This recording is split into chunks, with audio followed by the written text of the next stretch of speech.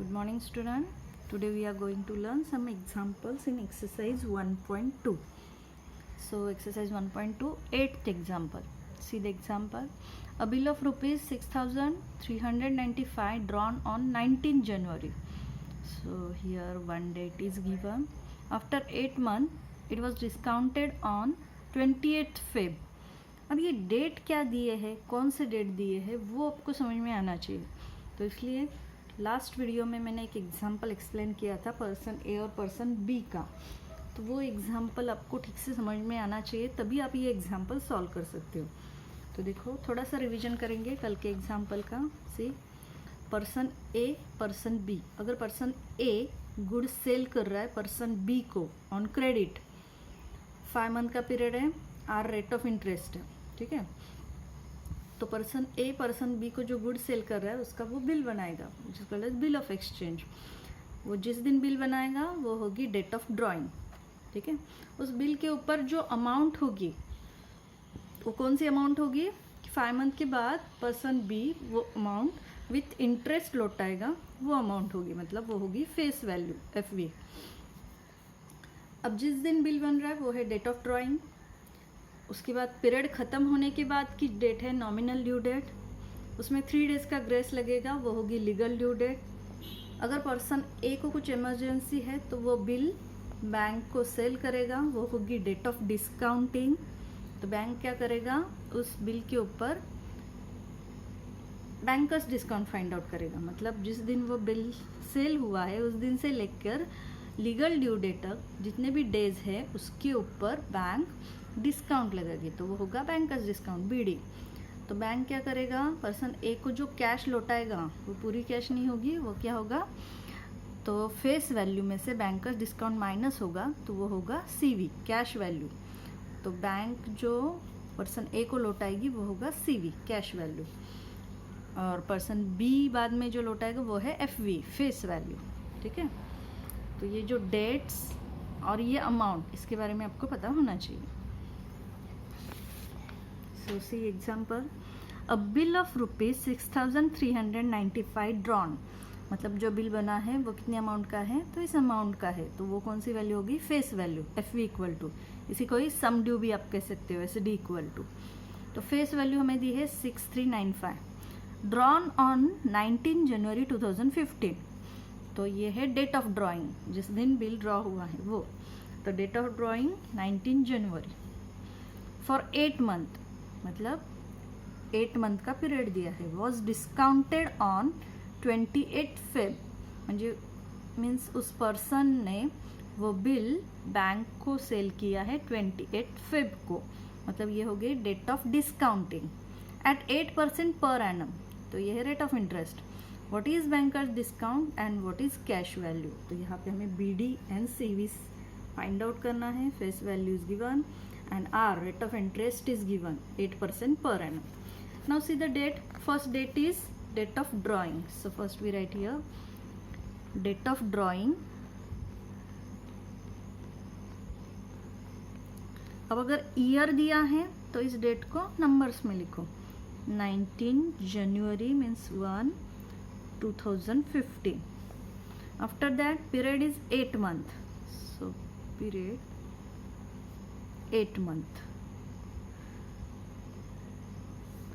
So nominal due date, that means after 8 month कौन सी date आएगी, तो 19 जनवरी में 8 मंथ्स अगर आप ऐड करोगे तो वो डेट आएगी 19/9/2015, मतलब 19 सितंबर. उसके बाद लीगल ड्यू डेट कौन सी आएगी, तो उसमें 3 डेज का ग्रेस लगेगा. तो 19 + 3 मतलब 22/9/2015. ये मिल गई लीगल ड्यू डेट. क्या किया मैंने, डेट ऑफ ड्राइंग जो है उसमें पीरियड जो है 8 मंथ का वो ऐड किया, तो वो मिल गई आपकी नॉमिनल ड्यू डेट, मतलब पीरियड ख़त्म होने के बाद 19 सितंबर को उसको वो अमाउंट लौटानी है, और 3 डेज का ग्रेस मिला कि ये हो गई लीगल ड्यू डेट. अब उसके बाद एक और डेट आपको यहाँ पे बताइए, was discounted on 28 Feb 2015, मतलब यहाँ पे डेट ऑफ डिस्काउंटिंग दिया है, सो डेट ऑफ डिस्काउंटिंग है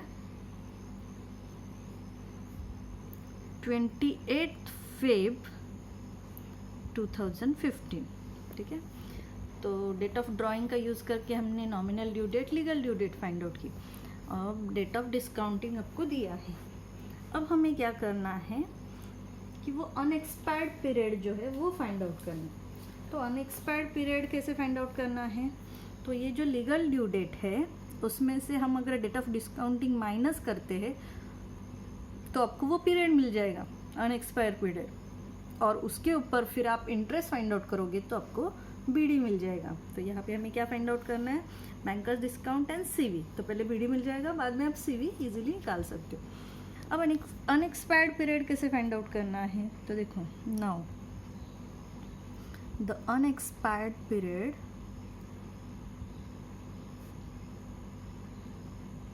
equal to date of legal due date minus date of discounting.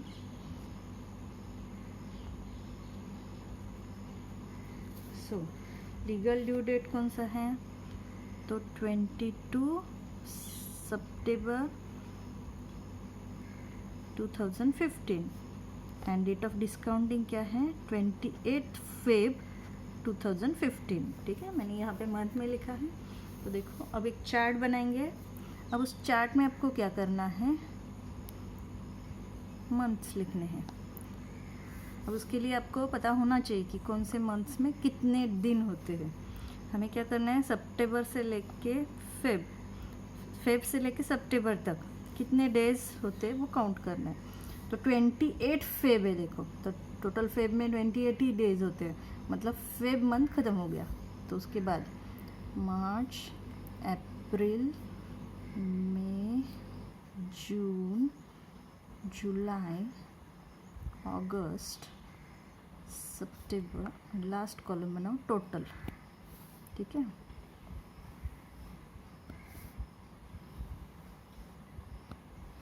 जैसे टेबल बनाना है, आपको ये डेज पता होने चाहिए। जनवरी में 31 डेज, फेब में 28, मार्च 31, अप्रैल 30, मई 31, जून 30, जुलाई 31, अगस्त 31, जुलाई और अगस्त दोनों में सेम रहेंगे 31, बाद में 30, 31, 30, 31, ठीक है। तो टोटल कितने डेज होते हैं एक ईयर में, 365 डेज। अब हमें क्या करना है, ये जो फिगर है फेब में 28 होता है, ये आपको पता होना ही चाहिए। तो ये डेज का यूज़ करके आप यहाँ पे डेज लिखेंगे। तो हमें क्या करना है, 28 फेब मतलब फेब ख़त्म हो गया। मार्च में कितने डेज होते हैं 31, उसके बाद अप्रैल में 30, मई 31, जून 30, जुलाई 31, अगस्त 31, सितंबर। अब सितंबर के कौन सी डेट दी है 22 सितंबर, तो सितंबर के पूरे दिन नहीं लेना है 22 डेज, ठीक है। तो हमने यहाँ पे क्या किया, 28 फेब से लेके 22 सितंबर तक के डेज लिखे। अब इस सब की टोटल करो तो आपको मिल जाएगा 206 डेज। काउंट करके देखो बाद में, ठीक है। तो अभी यहाँ पे मुझे अनएक्सपायर पीरियड मिल गया, वो कितना है 206 डेज, ठीक है। नाउ अब हमें बीडी फाइंड आउट करना है, bankers discount. So bankers discount BD, we know that the formula of BD is FV into N into R upon 100, ठीक है। तो ये फॉर्मूला है। अब जब हम डेज काउंट करते हैं तो यहाँ पे पीरियड जो है आपका वो डेज में है, मंथ में नहीं है। तो ये जो फॉर्मूला हम लिखते थे वो मंथ के लिए, ईयर के लिए था। तो यहाँ पे हम n जो है वो डेज में लिख रहे हैं, तो इसलिए आपको यहाँ पे n/365 लिखना पड़ेगा। मतलब एक ईयर में 365 है, हम यहाँ पे ईयर्स नहीं ले रहे, डेज ले रहे, तो इसलिए n/365। तो आपके इस फॉर्मूला में थोड़ा सा चेंज होगा, n/365 आएगा। Now find out BD। We know that FV is 6395 into N 206 upon 365 into R 8%, that means 8/100, ठीक है। तो आप इसे थोड़ा सा सिंप्लीफाई करो, सॉल्व करो, मल्टीप्लाई करो। तो मैं ये कैलकुलेशन नहीं करूँगी, आप करो। तो इसका आंसर आएगा 288.74। तो यहाँ पे हमें बैंकर्स डिस्काउंट BD मिल गया 288.74। अब हमें सेकेंड वैल्यू क्या फाइंड आउट करना है, कैश वैल्यू। तो कैश वैल्यू CV का फॉर्मूला हमें पता है FV माइनस BD। तो फेस वैल्यू में से बैंकर्स डिस्काउंट अगर माइनस करेंगे तो हमें FV मिल जाएगा। तो फेस वैल्यू है 6395, BD हमें मिलेगा 288.74 और इन दोनों का सब्सट्रैक्शन करोगे तो आपको कैश वैल्यू मिल जाएगी 6106.26। ठीक है, तो ये भी सॉल्व करके चेक करो। Now the next example number 9।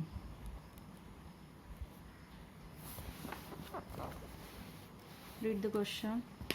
A bill of ₹8,000, मतलब 8,000 क्या दिया है, face value ₹8,000 on 5th January 1998 for 8 months was discounted for 7680। मतलब बैंक ने ये जो अमाउंट है फेस वैल्यू से डिडक्ट किया है कितना, 7680, मतलब ये आपको मिला CV।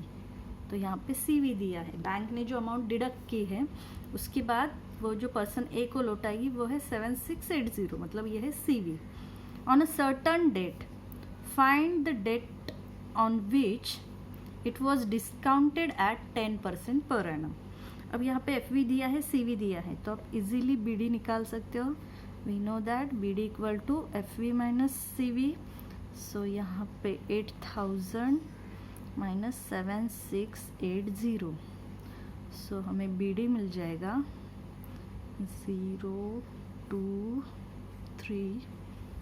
320। ठीक है, तो बैंकर्स डिस्काउंट मिल गया 320। उसके बाद आपको RB दिया है 10% पर एनम और फाइंड आउट क्या करना है, डेट फाइंड आउट करना है on which it was discounted, मतलब हमें date of discounting find out करना है। डेट ऑफ डिस्काउंटिंग आपको फाइंड आउट करना है। तो जो दो डेट्स दिए हैं वो कौन से डेट है, देखो। तो अ bill of ₹8,000 was drawn 5th जनवरी, मतलब डेट ऑफ ड्रॉइंग आपको दिया है 5th जनवरी 1998। उसके बाद क्या बताया, for 8 month, that means period is given for 8 month. That means nominal due date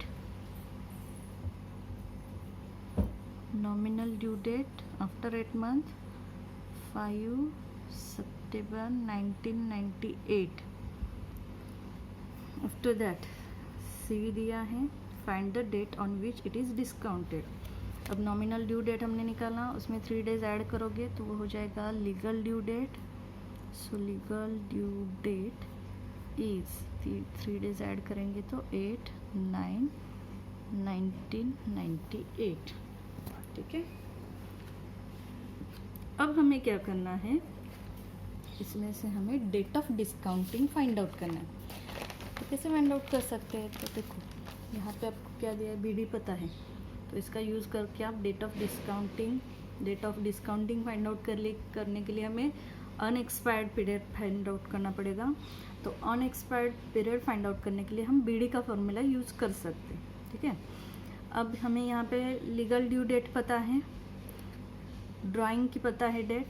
ठीक है, तो लीगल ड्यू डेट पता है, date of discounting find out करने के लिए हमें अनएक्सपायर्ड पीरियड अगर पता चल गया तो फिर आप इजीली आप डेट ऑफ डिस्काउंटिंग निकाल सकते हैं। तो उसके लिए हम BD का फॉर्मूला यूज़ करेंगे। So we know that formula of BD is FV into n/365 R/100। ठीक है, BD इज गिवन 320, BD हमने फाइंड आउट किया है 320। उसके बाद फेस वैल्यू पता है हमें 8000, N जो है वो हमें फाइंड आउट करना है 365, R इज गिवन 10%, so सो 10/100। अब n फाइंड आउट करना है तो सभी वैल्यूज़ को इधर ट्रांसफ़र करो। तो वो एक 0 आप कट कर सकते हैं इधर, बाकी सभी वैल्यू इधर ट्रांसफ़र करो। तो n को मैं इधर लेती हूँ 320 इंटू जो डिनोमिनेटर में है वो न्यूमरेटर में शिफ्ट हो जाएगा, और जो न्यूमरेटर है वो डिनोमिनेटर में शिफ्ट हो जाएगा। मतलब 8000 इंटू कुछ नहीं, मतलब 1 है। और ये 2 0 कैंसिल हो जाएंगे। उसके बाद यहाँ पे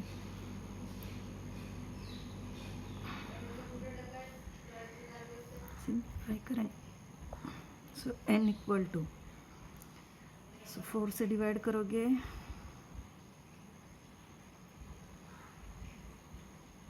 4 8 जा 32, 20 मिल गया।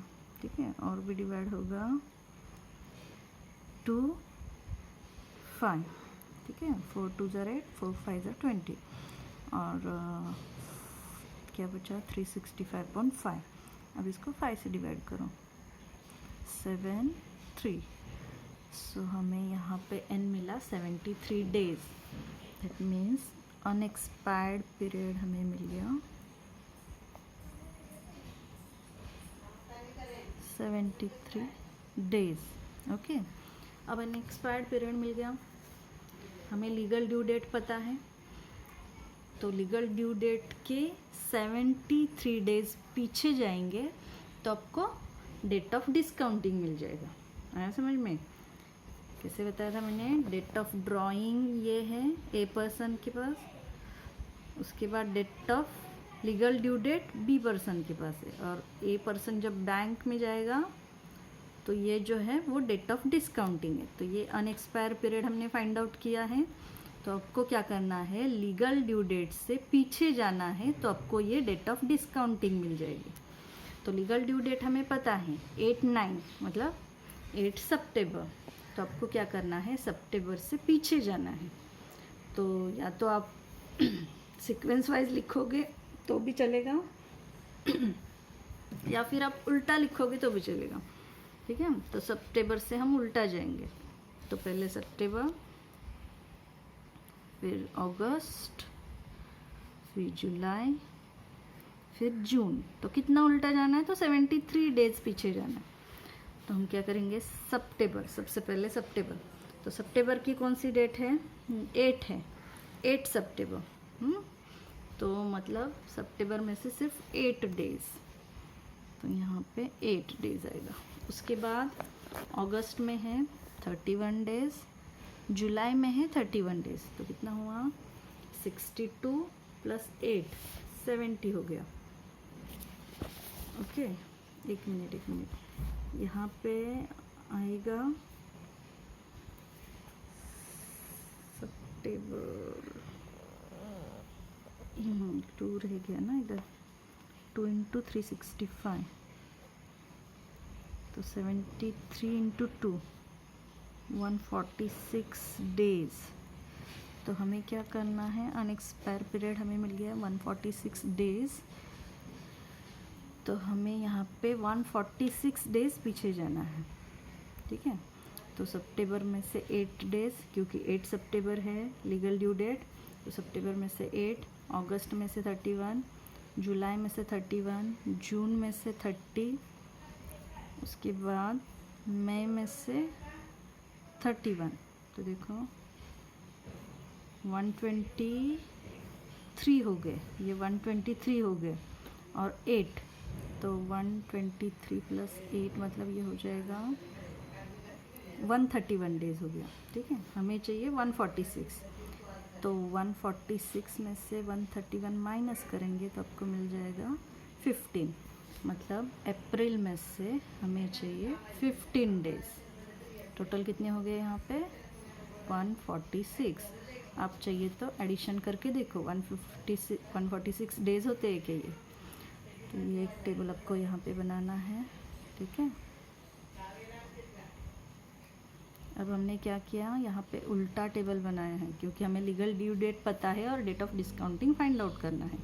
तो लीगल ड्यू डेट थी 8 सितंबर, तो हमने रिवर्स में काउंट करते करते गए 146 डेज़ के बाद पीछे 146 डेज़ के पहले हमें डेट मिल रही है 15 अप्रैल.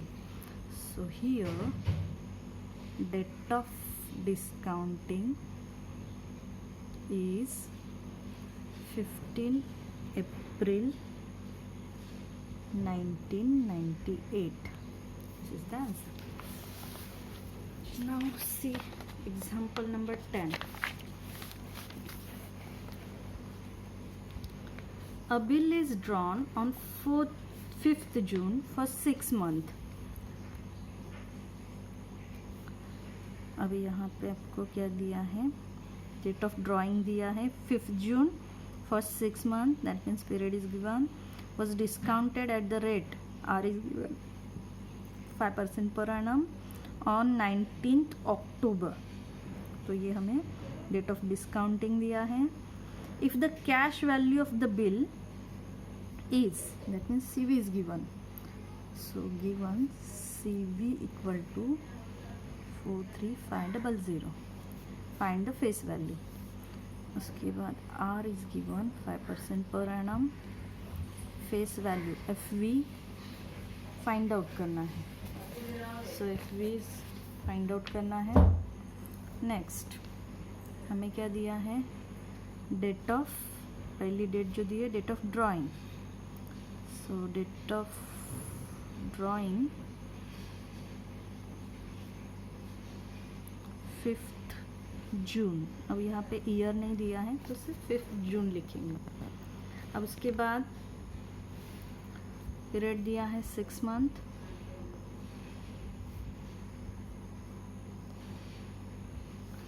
सो जून के बाद जुलाई, अगस्त, सितंबर, अक्टूबर, नवंबर, दिसंबर, मतलब 5th दिसंबर ये डेट आएगी नॉमिनल ड्यू डेट. 3 डेज का ग्रेस लगेगा. So legal due date 8th December. ठीक है, तो जितनी इंफॉर्मेशन हमें दी है उसका यूज़ करके मैंने nominal due date, legal due date निकाली. अब उसके बाद एक और डेट दी है, कौन सी है वो, date of discounting. So date of discounting दिया है 19th अक्टूबर. अब हमें फाइंड आउट करना है फेस वैल्यू. ठीक है, तो देखो date of legal due date पता है, डेट ऑफ डिस्काउंटिंग पता है, तो इसका यूज़ करके आप अनएक्सपायर्ड पीरियड फाइंड आउट कर सकते हैं और फिर वो डेज आपको मिल जाएंगे और फिर हम FV फाइंड आउट करेंगे. तो हमें जो पता है उसमें क्या क्या दिया है आपको, तो 10th एग्जाम्पल देख रहे हैं हम. तो इसमें क्या दिया है हमें, CV दिया है और पीरियड, रेट और 2 डेट हमें यहाँ पे दिए हैं. तो सबसे पहले हम क्या करेंगे, तो अनएक्सपायर्ड पीरियड फाइंड आउट करते हैं. So the unexpired period equal to legal due date minus date of discount. So legal due date is 8th December, date of discounting 19th October. ठीक है, तो हम फाइंड आउट करेंगे. तो देखो अक्टूबर, नवंबर, दिसंबर total, तो ऐसा टेबल आएगा.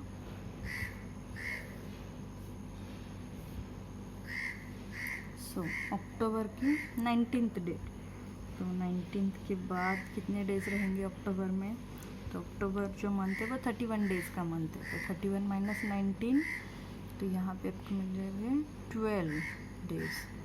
नवंबर के 30 डेज और दिसंबर की 8 तारीख है, तो दिसंबर में से सिर्फ 8 डेज. तो 12 + 30 + 8 मिल जाएगा आपको 50. तो यहाँ पे हमें नंबर ऑफ डेज मिल गए, अनएक्सपायर पीरियड 50 डेज. तो यहाँ पे हमें n मिल गया 50 डेज. अब उसके बाद हम BD का फॉर्मूला यूज़ करेंगे. Bankers discount equal to FV into N into R upon 100. ठीक है। और यहाँ पे n जो है वो डेज़ में चाहिए, मतलब 365, n/365 r/100, तो एक साथ लिखोगे तो भी चलेगा। अब यहाँ पे BD भी हमें पता नहीं है, FV भी पता नहीं है, तो क्या कर सकते हैं, तो BD का एक और फॉर्मूला पता है हमें, कौन सा, CV माइनस सॉरी हाँ, BD का एक फॉर्मूला जो पता है वो कौन सा है, FV माइनस BD हमें मिलता है CV, ठीक है। तो इसका यूज़ करके आप BD का फॉर्मूला यूज़ कर सकते हो। क्या करेंगे, BD निगेटिव इधर ट्रांसफ़र करो, तो BD equal to FV minus CV, तो ये फॉर्मूला आप यूज़ कर सकते हो। तो यहाँ पे मैं BD का फॉर्मूला यूज़ करती हूँ, FV minus CV equal to FV into N into R/100।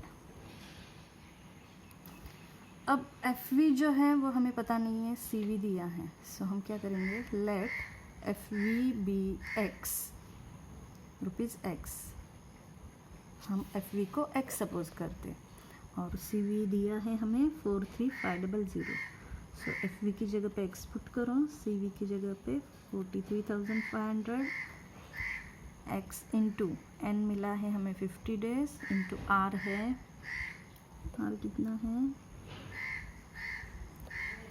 5% per annum upon 100 और 365, तो सिंप्लीफाई कर सकते हैं, यहाँ पे 2 रहेगा, 5 से डिवाइड करो,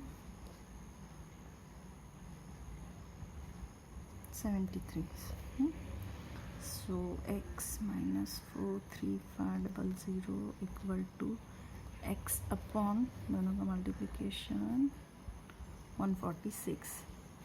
अब X की वैल्यू फाइंड आउट करना है, तो X के टर्म्स इधर ले लो और नंबर्स उधर ट्रांसफ़र करेंगे।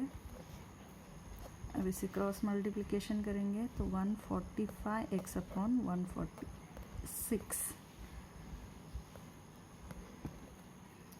इस वैल्यू को इधर ट्रांसफ़र करोगे,